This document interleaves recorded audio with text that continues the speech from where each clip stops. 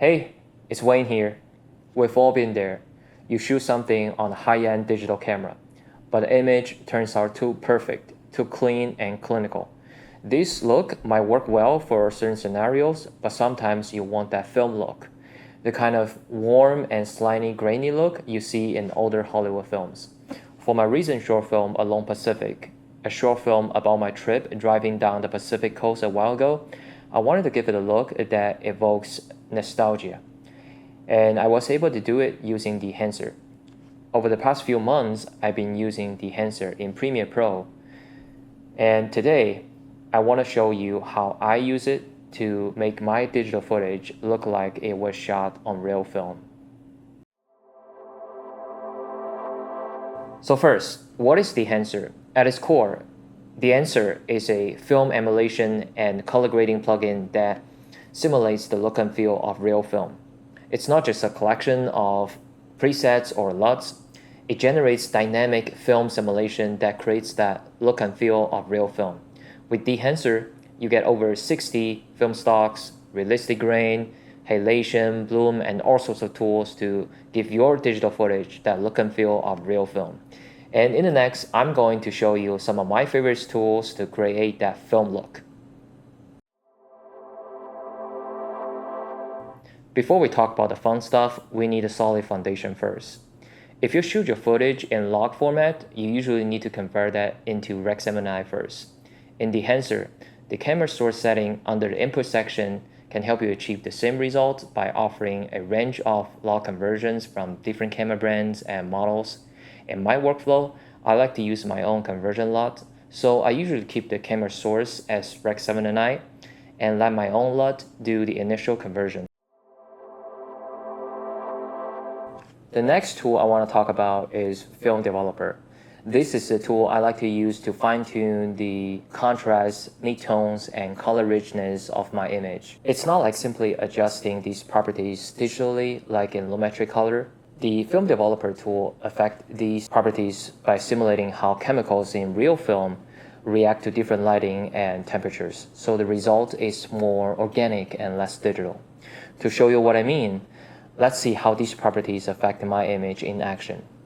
In this example, notice when I adjust the contrast boost and gamma correction, they're not just affecting the contrast of my image, they're also affecting the exposure of my image, because that's how real film will affect the image under different lighting and exposure factors.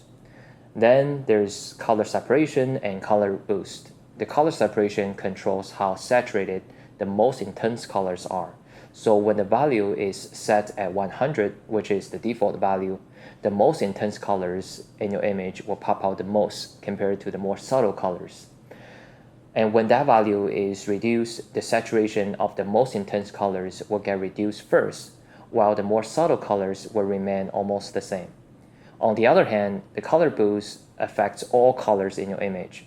It's your overall saturation. So the higher the value, the more saturated your image will look like overall, and vice versa. Next tool I want to talk about is film compression. We all had this scenario before. Part of the footage, like the sky during daytime, is so overexposed it looks like a harsh block of white. That is because the digital highlights usually just clip to white.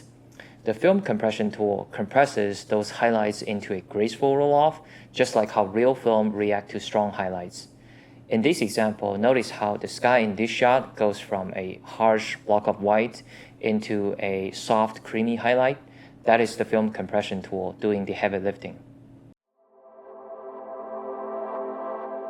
Now we have set up our technical foundation. Next, let's talk about artistic stuff. Starting off, film profiles. With each film profile you choose in Dehancer comes a certain look from that film stock, so you can think of them as creative LUTs under the Lumetric Color. In my workflow, I usually like to use my own LUTs as the base creative LUT instead of applying a film profile from Dehancer. I find this way creates my favorite look, but of course, this is my personal preference, so you can experiment with different film profiles and find the one you like the most. The next creative tool I want to talk about is print. In the real world, when you shoot something on film stock, you need to print it on photographic paper to view it. Now, different types of photographic paper have their own characteristics, which will also affect how the image will turn out at the end.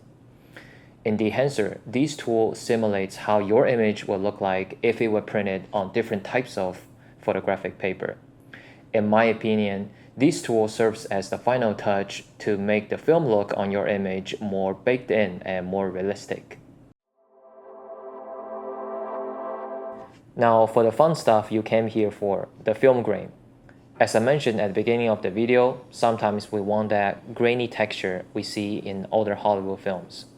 One of the key selling points of Dehancer is its film grain tool.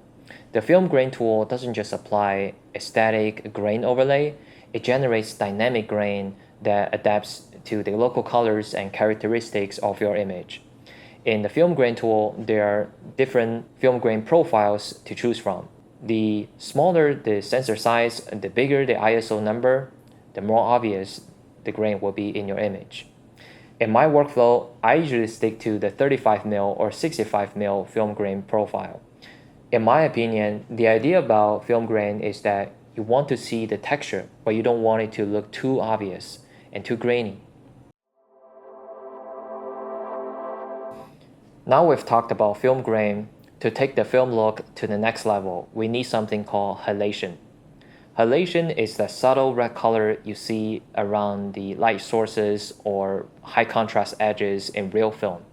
In this shot of my short film, you can see that subtle red glow around the talent silhouette. That's halation.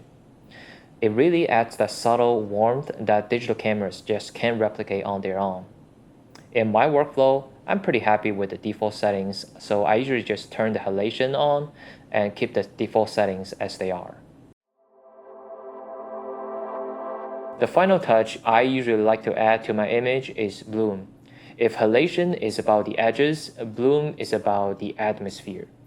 It gives your image that soft and dreamy look, but it does so by mimicking how light reacts to the emulsion layer of real film.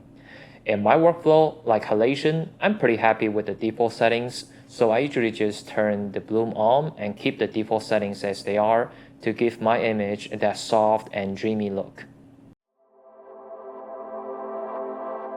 I have used Dehancer for the past 6 months and have really enjoyed using this film emulation tool. The level of detail and authenticity it provides is super impressive, and the documentation is easy to follow and very helpful.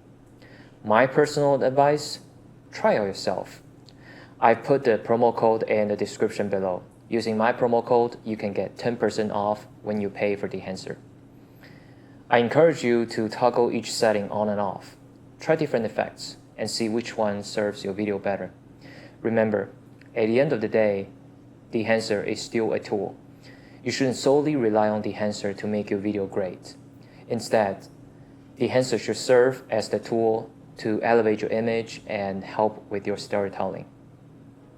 Thanks for watching, and go make something beautiful.